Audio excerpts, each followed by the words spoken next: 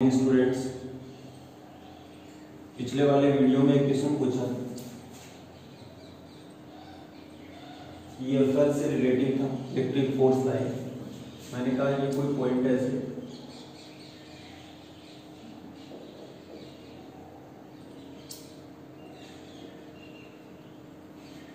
क्या ये electric field line संभव है? तो आंसर होगा नहीं, क्योंकि एक ही बिंदु पर विद्युत बल रेखाएं आ और वहां से निकल नहीं सकती। यानी एक ही पॉइंट से विद्युत बल रेखाओं का प्रवेश और वहां से बाहर निकलना पॉसिबल नहीं है।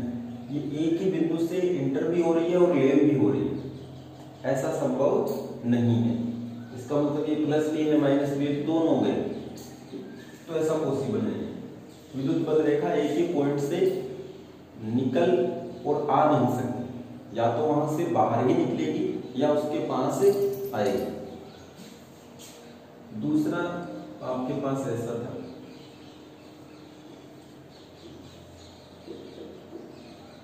हाँ ये बल रेखाएं संभव है।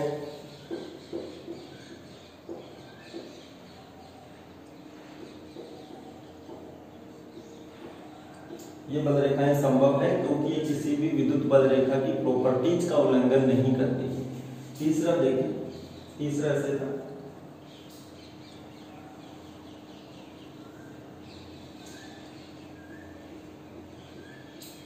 तो ये वाली बल रेखा देखो, ये बंद लूप का निर्माण कर रही है, इसलिए ये संभव नहीं है। क्यों?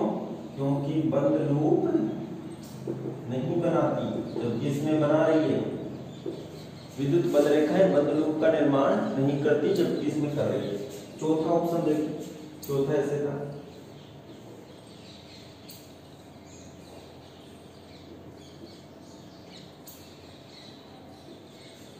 तो ये संभव नहीं है।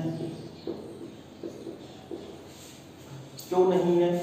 क्योंकि यहाँ पे बल रेखाएं कहीं बीच में से स्टार्ट हो जाती है और बीच में ही गायब हो जाती है। ये देखो यहाँ से स्टार्ट है और यहाँ गायब है, ये देखें तो यहाँ से स्टार्ट है और यहाँ मतलब स्टार्ट यहाँ से हो रही है, ये देखो यहाँ स्टार्ट है, यहाँ टूट गई, तो ऐसा संभव नहीं है।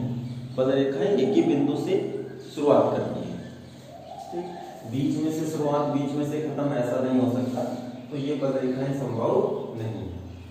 ये वो क्वेश्चन था।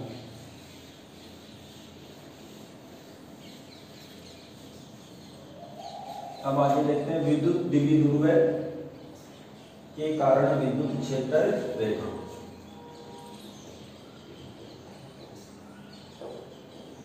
विद्युत द्विध्रुव के कारण विद्युत क्षेत्र की तीव्रता।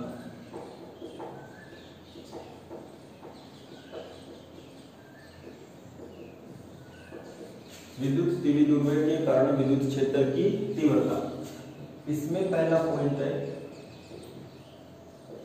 x पर स्थित बिंदु पर तीव्रता। यहां तीव्रता का मतलब है विद्युत क्षेत्र की तीव्रता से। तो जब बिंदु x पर हो तो कितनी तीव्रता होगी? तो हम ये दो पॉइंट ए और बी लेते हैं, ए और बी। अब यहां लिख देते हैं ये तो माइनस क्यू और ये प्लस क्यू। भाई ऐसा ही तो विद्युत द्विध्रुव होता है, थोड़ा बड़ा लिख देते हैं, माइनस क्यू और प्लस क्यू। इनके मध्य दूरी कितनी होती है? 2a। ये मिडिल पॉइंट है O। अब x कौन सी होती है? ये वाली लाइन, ये तो x एक्स होती है, ये इसकी x रेखा है। इस पर कोई बिंदु है, मानो बिंदु यहां है T।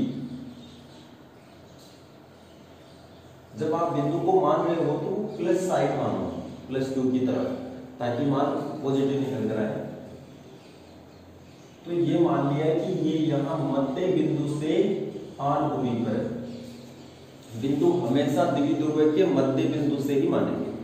तो ये यहां से कितनी दूरी पर है, r दूरी पर। इन दोनों के बीच में कितनी डिस्टेंस है, 2a, a ये और a ये,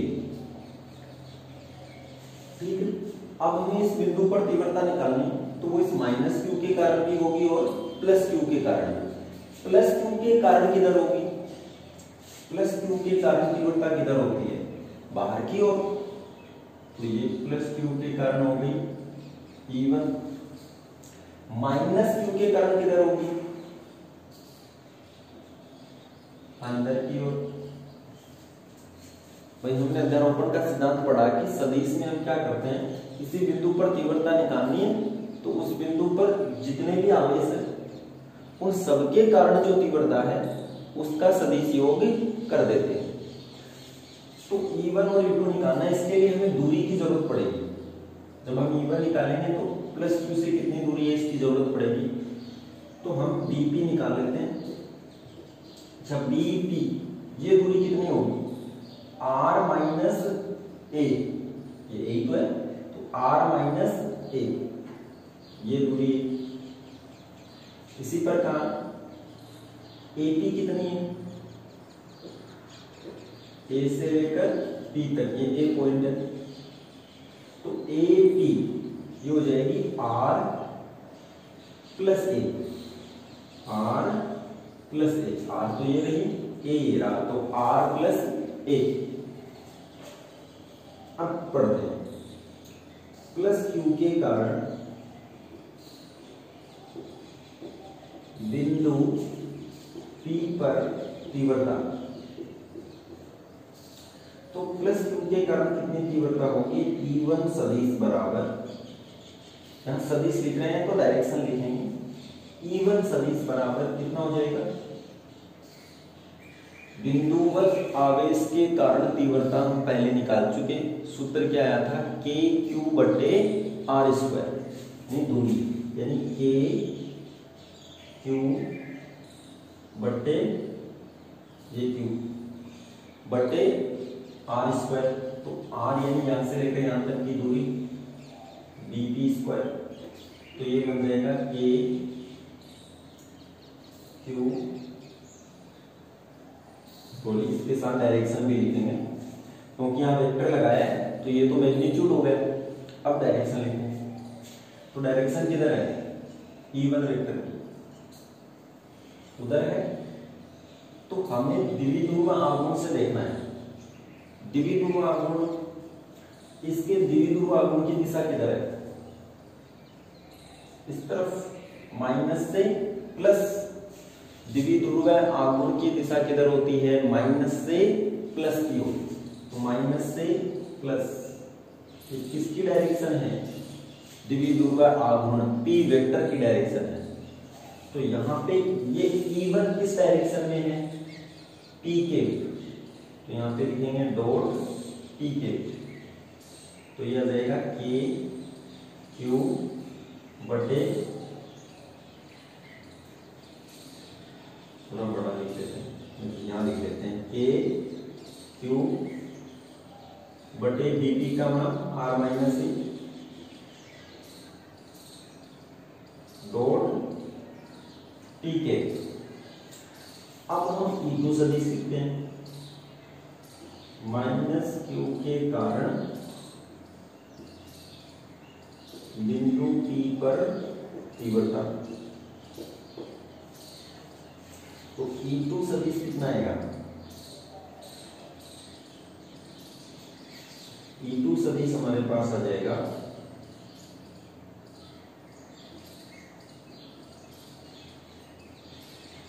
E2 सदिश वही के क्यू बटे AP स्क्वायर और डॉट, ये तो मैग्नीट्यूड है, परिणाम को प्लस माइनस नहीं लिखेंगे, तो ये हो गया के क्यू बटे आर स्क्वायर, आर इसकी दूरी कितनी है AP। इस बार इसके कारण जो तीव्रता है E2, उसकी डायरेक्शन क्या है, इस P के अपोजिट, तो यहाँ पे आ जाएगा माइनस P के, तो इसे ऐसे लिख लेंगे, माइनस के क्यू बटे AP square minus K Q बटे ए पी स्क्वायर कितना जाएगा R plus A dot P के, ये माइनस जो था वो आगे लिख दिया यहाँ पे, ये पहली इक्वेशन और ये दूसरी इक्वेशन। अब आते हैं तो बिंदु P पर कुल तीव्रता कितनी होगी, बिंदु P पर कुल तीव्रता, तो बिंदु P पर कुल तीव्रता अध्यारोपण के सिद्धांत से E सदिश बराबर E1 सदिश प्लस E2 सदिश, E1 सदिश प्लस E2 सदिश। तो E सदिश कितना आ जाएगा, E1 सदिश ये रहा के क्यू बटे आर माइनस ए का होल स्क्वायर डॉट पी के, फिर E2 सदिश ये रहा minus K Q R plus A का होल स्क्वायर डॉट पी के। ई सदिश किया जाएगा के क्यू, ये तो बात कॉमन आ जाएगा, क्या बचेगा 1 अपॉन आर माइनस ए का whole square minus 1 upon R plus A का होल स्क्वायर डॉट पी के, ये बचेगा कॉमन लेने के बाद। अब इसे सोल्व करें तो ये आ जाएगा ई सदिश बराबर ए क्यू, इसे सोल्व करें तो ये कितना होगा आर माइनस ए का होल स्क्वायर और आर प्लस ए का होल स्क्वायर, ये दोनों का एलसीएम आ जाएगा। यहाँ क्या चला जाएगा आर प्लस ए का होल स्क्वायर माइनस इधर आ जाएगा आर माइनस ए का होल स्क्वायर और डॉट में क्या है पी के। अब इसे ओपन करें ए प्लस बी का होल स्क्वायर, और इसे भी ओपन कर देते हैं ए प्लस बी का होल स्क्वायर और ए माइनस बी का होल स्क्वायर, दोनों को ओपन करो। ओपन करो तो आर प्लस ए का होल स्क्वायर कितना आएगा आर स्क्वायर प्लस ए स्क्वायर प्लस 2ar, फिर आर माइनस ए का होल स्क्वायर माइनस करके तो माइनस आर माइनस ए का whole square r square plus ए स्क्वायर माइनस 2ar जाएगा, दोनों का होल स्क्वायर बोल दिया। अब आर स्क्वायर से आर स्क्वायर कट गया, ए स्क्वायर से ए स्क्वायर, क्योंकि ये प्लस का ये किसका है माइनस का, कोष्टक ओपन करोगे तो ये माइनस बन गया प्लस, तो प्लस 2ar कितना बन जाएगा 4ar। ई सदिश के क्यू ऊपर बच गया 4ar, नीचे क्या हो गया ये देखो, ये पूरे पे स्क्वायर करो ऐसे, ठीक है, दोनों का जो स्क्वायर है वैसे लिख सकते हैं। तो a minus b into a plus b कितना हो जाएगा a square minus b square, यानी r square minus a square और इसका होल स्क्वायर डॉट पी के। यहां तक हम आ गए, ठीक है। अब ध्यान से देखो, अब यहां पर Q इंटू 2a, इसका ये जो विद्युत द्विध्रुव है इसका द्विध्रुव आघूर्ण लिखना चाहें तो द्विध्रुव आघूर्ण P बराबर कितना हो जाएगा Q इंटू 2a, कितना हो जाएगा Q इंटू 2a। द्विध्रुव आघूर्ण क्या होता है आवेश इंटू आवेशों के मध्य दूरी। तो यहां से जो Q इंटू 4a है, इस 4a को क्या लिख सकते हैं 2 इंटू 2a, ये लिख सकते हैं 2 इंटू 2a, 4 को 2 गुना 2 लिख सकते हैं। तो ये Q into 2a, Q into 2a, इसे क्या लिख देंगे P। तो Q इंटू 2a को हम P लिखें तो ये बचेगा P सदिश इक्वल्स टू के क्यू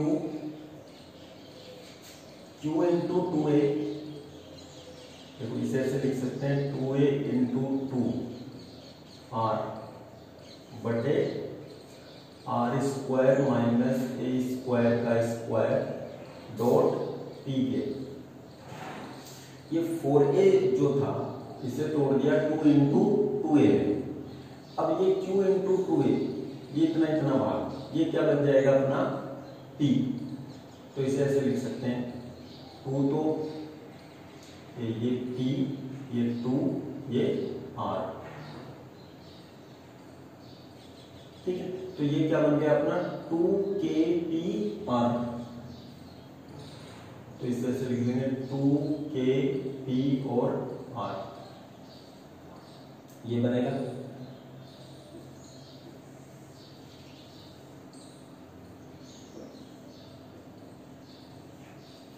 ये ई वेक्टर आएगा, ये ई सदिश होगा, ठीक है। अब इसमें एक कंडीशन लगा देते हैं। कंडीशन क्या है?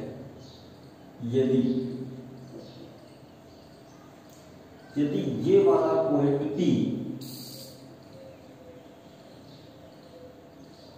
ये इस पॉइंट P की जो डिस्टेंस है, यानी P बिंदु बहुत दूर रखा हो, क्योंकि द्विध्रुव आघूर्ण में माइनस और प्लस के बीच में दूरी बहुत कम मानते हैं, और अगर ये बहुत दूर रखा है तो कंडीशन हो जाएगी r का मान बहुत ज्यादा बड़ा है a से, r का मान बहुत ज्यादा बड़ा है a से। अगर ये है तो यहां पर r square minus a square का स्क्वायर, यहां पे a स्क्वायर नगण्य हो जाएगा, क्या बचेगा? केवल r स्क्वायर। r स्क्वायर का स्क्वायर करेंगे तो r की पावर 4, तो ई सदिश आएगा 2kpr बटे r स्क्वायर का स्क्वायर, r की पावर 4 डॉट p के। तो ये कट जाएगा, r की पावर 4 है वो r की पावर क्यूब रह जाएगी। अब यहां से देखो ई सदिश बराबर यह आ जाएगा 2kp बटे r क्यूब डॉट p के, ये माना है। अच्छा, आप इसे ऐसा भी लिख सकते हो p इंटू p के, सदिश इंटू सदिश का परिमाण, क्या हो जाएगा?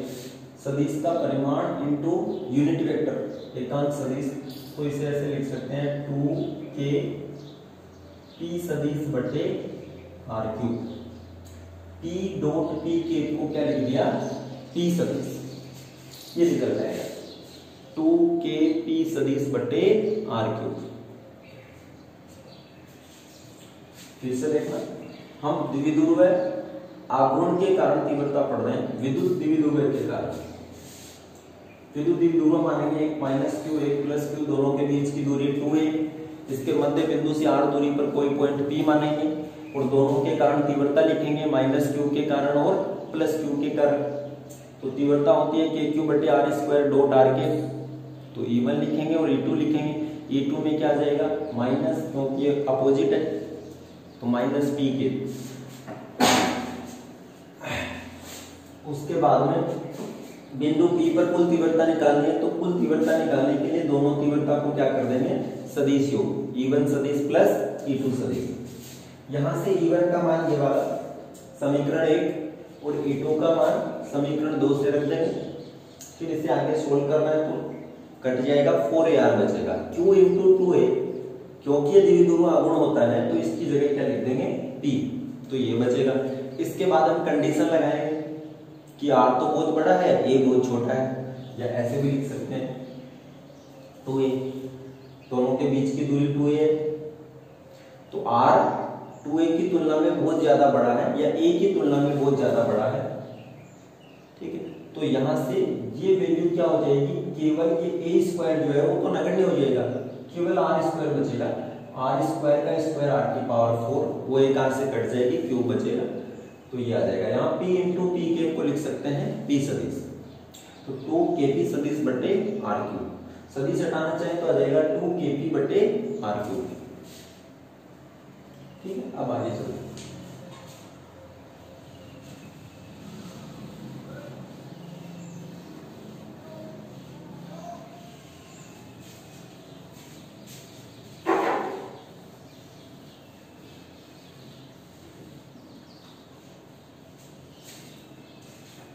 हम आगे चलते हैं। द्वितीय ध्रुव है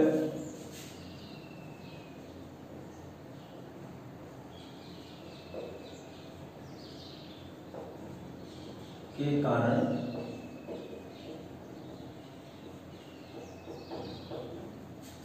निरक्ष पर तीव्रता। अब निरक्ष पे निकालते हैं। तो देखो निरक्ष पे कितनी आएगी, ये हमने मान लिया -q ए पॉइंट पे, और ये बी पॉइंट पे मान लिया +q। इन दोनों के बीच की दूरी ये कितनी होगी, 2a। इसका ये हो गया मध्य बिंदु O। मध्य बिंदु कितना हो गया, O। ये 2a है, यहां से यहां पे ये a है और ये क्या है, a। ये मध्य बिंदु है। निरक्ष कौन सी होगी, ये बीच वाली। इसे थोड़ा सीधा बना दें।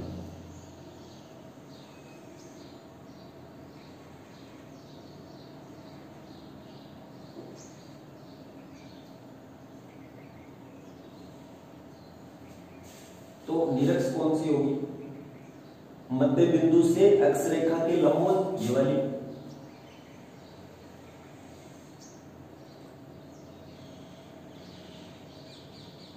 तो इस लाइन पे कोई बिंदु P मानना है, यहां मान लिया ये बिंदु P है। तो यहां से ये दूरी हो जाएगी आपकी AP, और ये क्या हो जाएगी, DP। हमने माना ये मध्य बिंदु से, पहले वाले में भी दूरी मध्य बिंदु से मान रहे थे, इसमें भी कहां से मानेंगे, मध्य बिंदु से। ये मध्य बिंदु से दूरी कितनी हो गई, R। मध्य बिंदु से दूरी कितनी है, R है। अब ये बताओ इस -q के कारण तीव्रता किधर होगी, अंदर की ओर या बाहर की ओर, अंदर की ओर। ये इसको मिलाते हुए जो लाइन है उसमें अंदर की ओर, और इसमें किधर होगी, +q के कारण बाहर की ओर। यानी इस बार E1 तो इधर है और E2 इधर है। अब E1 और E2 का मान लिखते हैं। तो यहां से E1 और E2 का मान लिखो, तो +q के कारण बिंदु P पर तीव्रता। हाँ, तो भाई +q के कारण कितनी है, E1 सदिश, E1 केवल परिमाण लिख रहे हैं, डायरेक्शन एक बार नहीं लिख रहे। तो E1 कितना होगा, डायरेक्शन भी लिख लो, नहीं तो आप कंफ्यूज हो जाओगे, डायरेक्शन लिख लो। चलो E1 सदिश कितना हो जाएगा, KQ/dp²। डॉट, अब सदिश है तो सदिश के लिए कौन सी डायरेक्शन है, dp के अनुदिश।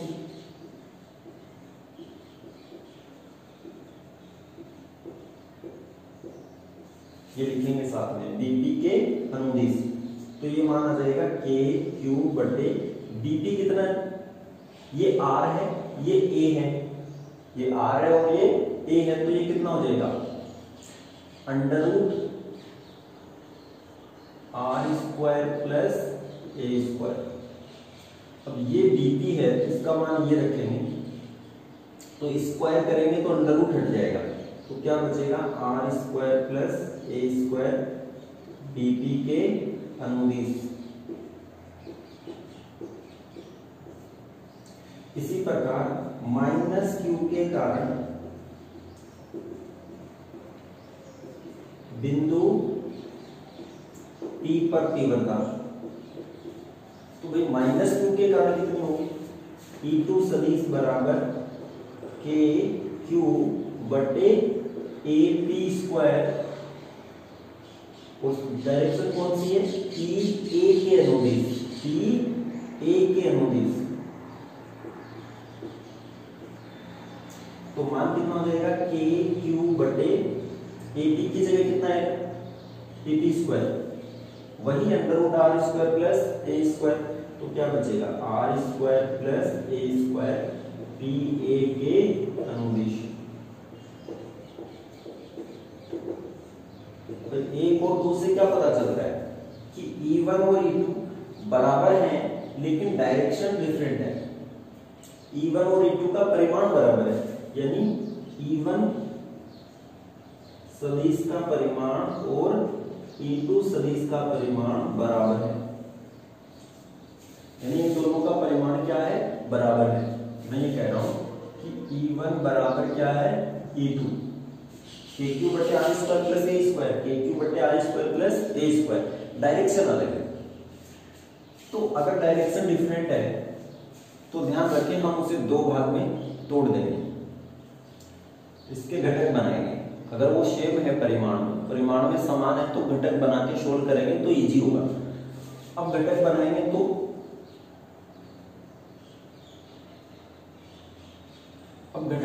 ध्यान से सुनो, हमने यहाँ थीटा मान लिया, ये वाला थीटा, तो ये कितना हो जाएगा थीटा एकांतर कोण। अब भाई ये वाला थीटा है तो ये भी क्या हो जाएगा थीटा, क्यों? क्योंकि ये भुजा और ये भुजा बराबर है, तो बराबर है तो आमने सामने के कोण भी बराबर होंगे, तो ये थीटा तो ये थीटा, ये थीटा तो ये वाला थीटा, और ये थीटा तो ये भी क्या हो जाएगा थीटा। ठीक है, तो हम डायरेक्ट लिखेंगे, यहाँ थीटा लगाएंगे, ये भी थीटा होगा और ये भी थीटा होगा। अब ये E1 देखो जो इधर है, इस E1 के दो घटक होंगे, एक तो ये वाला E1, ये cos थीटा का होगा कि sin थीटा का, क्योंकि इसके साथ थीटा है तो ये किसका घटक होगा cos थीटा, और ये किसका हो जाएगा sin थीटा। ये E1 है, इसके दो घटक E1 sin थीटा और E1 cos थीटा। अब ये E2 इधर है, इसके भी दो घटक, एक तो ये इधर कितना होगा E2 cos थीटा, और इधर कितना हो जाएगा E2 sin थीटा। E2 के दो घटक E2 cos थीटा इधर, E2 sin थीटा नीचे की ओर। अब देखो E1 E2 बराबर है तो E1 sin theta E2 sin theta भी बराबर होंगे, E1 cos थीटा और E2 cos थीटा भी बराबर होंगे। तो E1 sin theta E2 sin theta opposite हैं, एक दूसरे से अपोजिट हैं और इक्वल हैं तो कट जाएंगे, लेकिन cos थीटा के दोनों घटक समान हैं लेकिन एक ही डायरेक्शन में है तो जुड़ जाएंगे। तो बिंदु P पर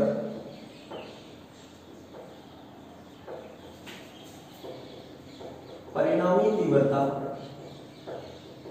यानी कुल तीव्रता, वो ध्यान से देखो किधर आएगी, E सदिश equals to E1 cos theta plus E2 cos theta, दोनों बराबर हैं, E1 cos थीटा बराबर E2 cos थीटा, तो कितना हो गया 2E1 cos थीटा। भाई दोनों बराबर है, E1 cos theta plus E2 cos theta, दोनों को जोड़ेंगे दोनों बराबर तो 2E1 cos थीटा। अब डायरेक्शन लिखी है तो डायरेक्शन किधर है, इस डायरेक्शन में, cos थीटा के घटक इधर ही तो है, तो इस डायरेक्शन में शेष बच गए, तो ये कौन सी डायरेक्शन है, ये pk की डायरेक्शन इधर माइनस से प्लस, तो ये कौन सी डायरेक्शन हुई माइनस pk।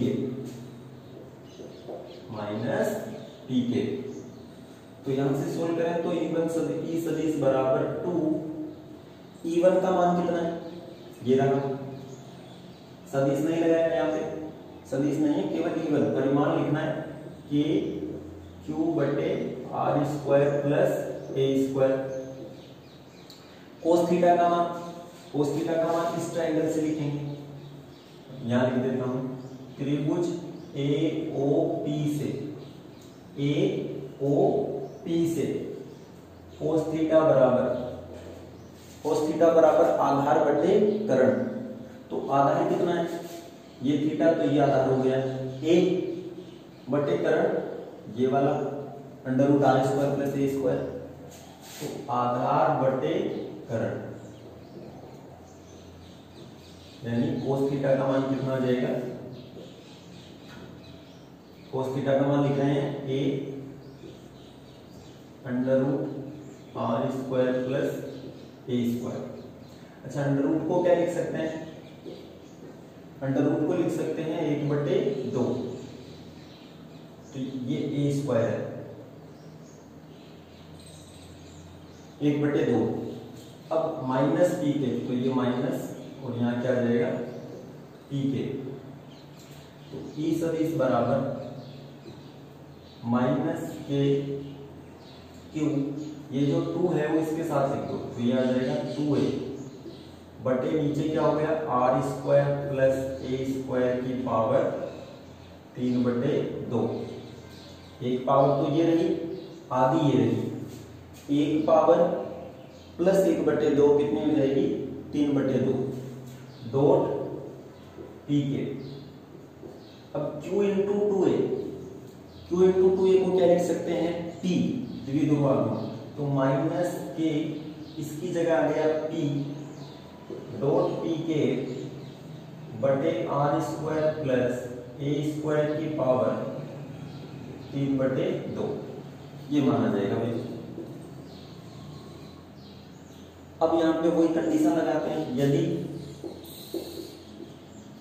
आर का मान 2a से बड़ा हो तो, और बहुत ज्यादा बड़ा है तो ये हटा देंगे यहाँ से, आर स्क्वायर की 3/2 ई सदिश minus k p dot P k r square plus ए स्क्वायर तो हट जाएगा, पावर कितनी है 3/2, तो ये 3/2 वाला कट जाएगा, यहाँ से देखो